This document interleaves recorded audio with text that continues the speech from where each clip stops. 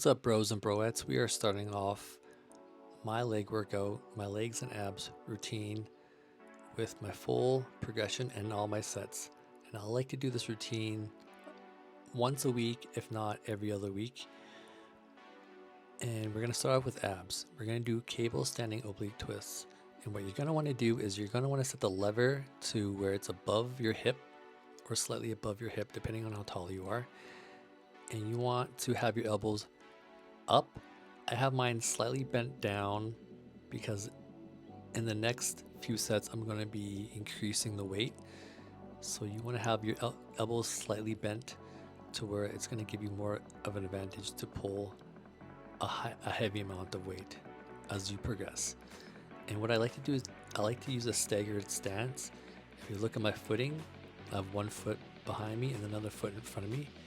So as I'm twisting with my torso, not with my arms, I'm pulling with my torso. I'm watching it go over my foot, and that's how far I'm able to twist. And you want to do that on each side, about 10 to 12 to 15 reps.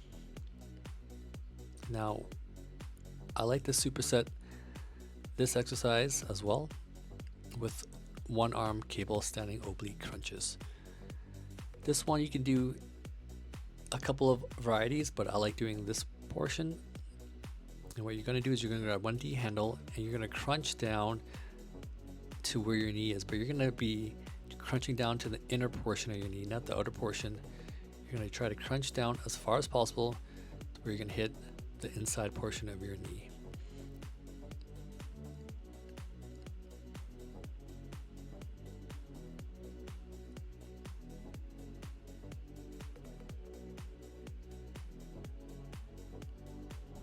As you can see, I am crunching slowly, holding it, and then letting it come up slowly, but not letting the weights touch.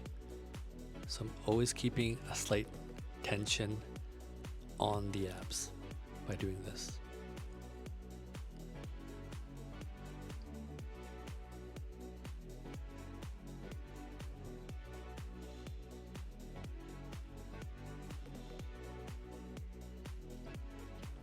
As I'm doing this exercise, I am warming up, but I'm also increasing the weight slightly as I'm progressing. So that way my body has enough blood flow and I have enough mobility. I can start increasing the weight much higher as every set progresses.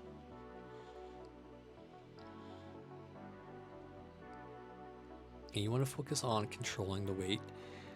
As you can see, I am twisting, holding at a slight contraction, and then slowly letting the weight down and having that deep stretch.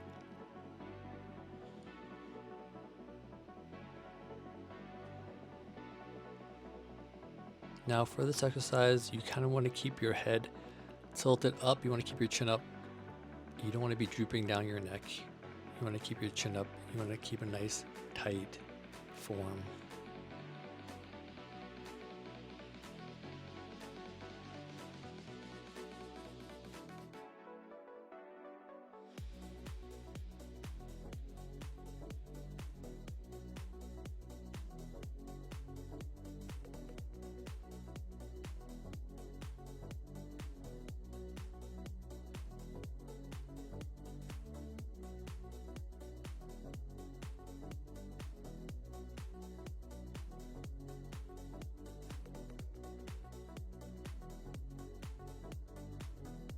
Now we're starting off with a working set. You don't count the warm-up sets, you start counting the working sets, and my body is warmed up.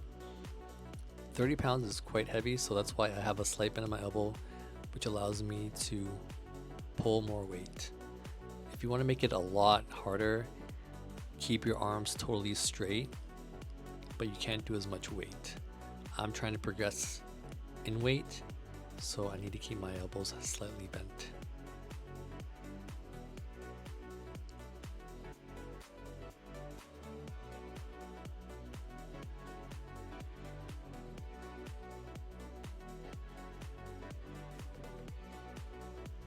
With this exercise, you can definitely use a rope as well.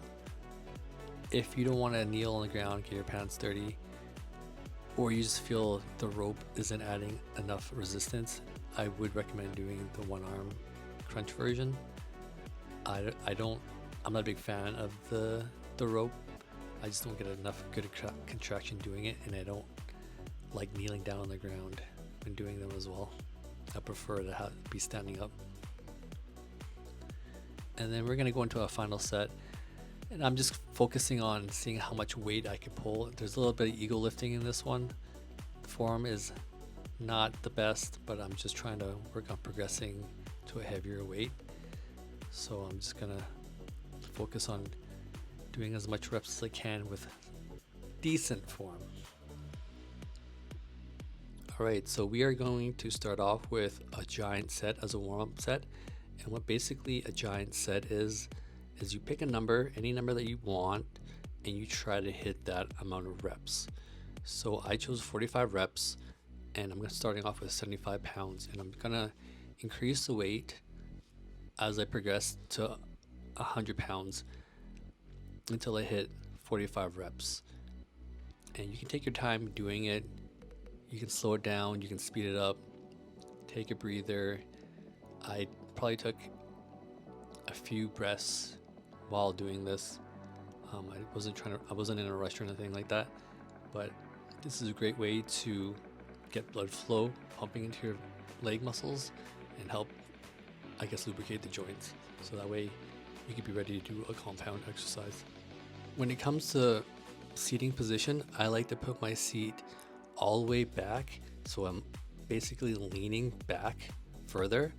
This allows my feet to go full range of motion. As you can see, my feet are aligned perfectly straight when I'm raising my feet up. And what you want to do is point your toes up to the sky, and you basically want to extend as far as possible up in the air until your quad muscles contract. If your seat is too far forward, it's going to be hard to extend your legs. That's why I like having my seat as far back as possible, because it allows your feet to go full range of motion. Alright, so we're going to start off with a working set of 170 pounds, 8 to 10 reps.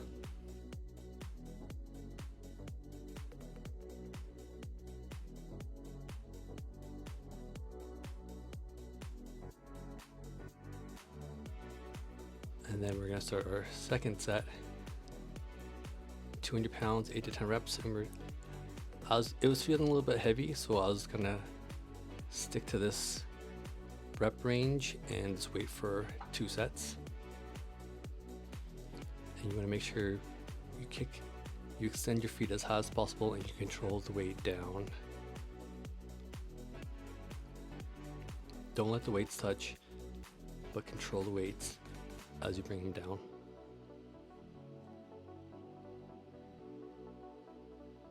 And I'm going to finish off this set with 215 pounds, 8 to 10 reps.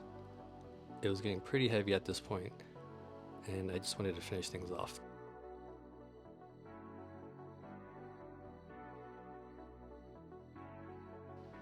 Alright, so we're going to start off with our first compound movement, leg press machine.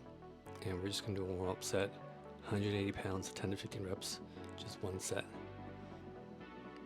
Now the leg press machine, you can do a couple of angles, a couple of styles with your feet placement.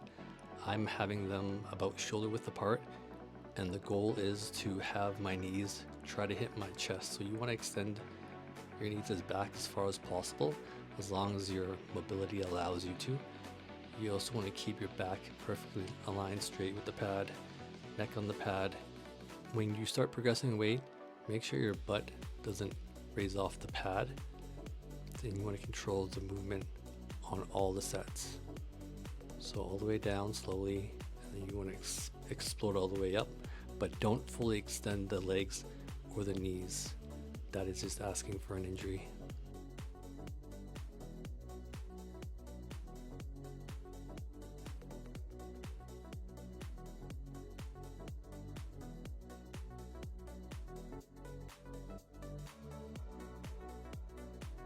So we're going to continue doing a warm-up set, but I increased it with 3 plates on each side this time, 7 to 12 reps. And then after this one, it will just go straight into a working set.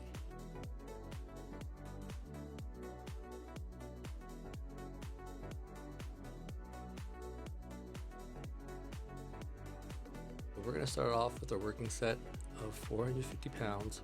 That's 5 plates, I believe 7 to 10 reps. And we're going to stick with this weight for 3 sets. I found this weight to be pretty heavy and I didn't want to increase the weight. I wanted to maintain this weight so that way my body could adapt to pushing this much weight, so I could progress or start doing progressive overload in the next week or so. So now we're going to get straight into calf raises. We're going to do seated calf machine, and the total weight is 50 pounds, 8 to 12 reps for 2 sets. I don't like to go too heavy on these. I like to use this machine to promote better blood flow and to get a good, nice, clean contraction on them. Sometimes I'll superset with different feet placement. Other times I'll just do a really high rep range.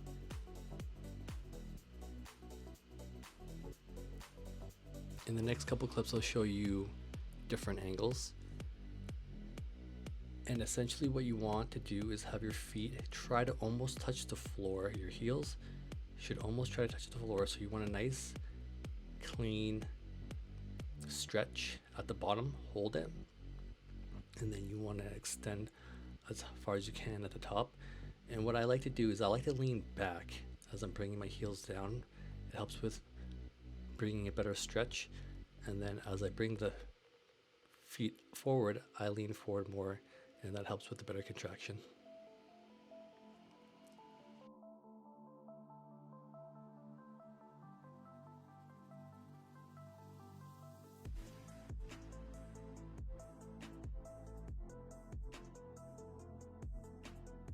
And we're just going to finish this off with 75 pounds, 10 to 15 reps, and we're going to stick to 2 sets.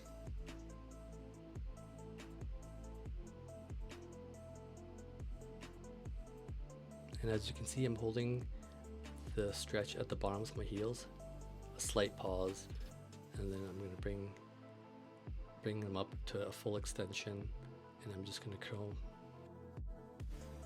Get into a lying leg curl, and we're going to do a warm-up set of 95 pounds, 10 to 12 reps. And so this machine, I'm just adjusting it for the height. So you want to make sure that the height is perfect for your body type, and you want to have the pad under your calves. So this is the starting position, and you basically want to curl all the way up, and you want to pause at the top and lower it down nice and slow for a nice clean stretch, and then a nice full extension by curling it all the way to the top and pausing it. A lot of people don't pause at the top, they kind of just gun it. The more contractions are better if you hold it at the pause.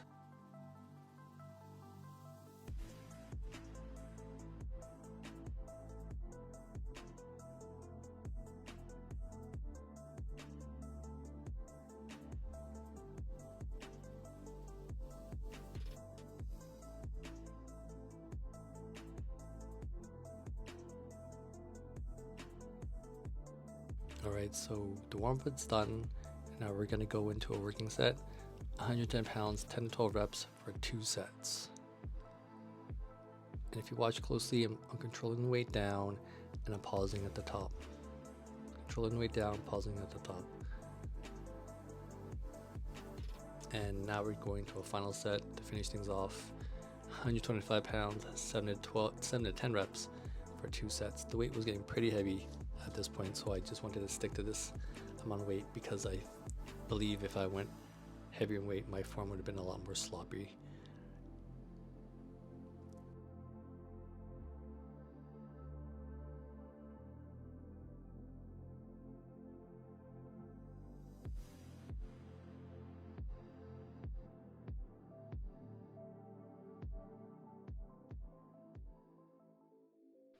All right, so on to the next exercise, and we're doing the hip thrust machine.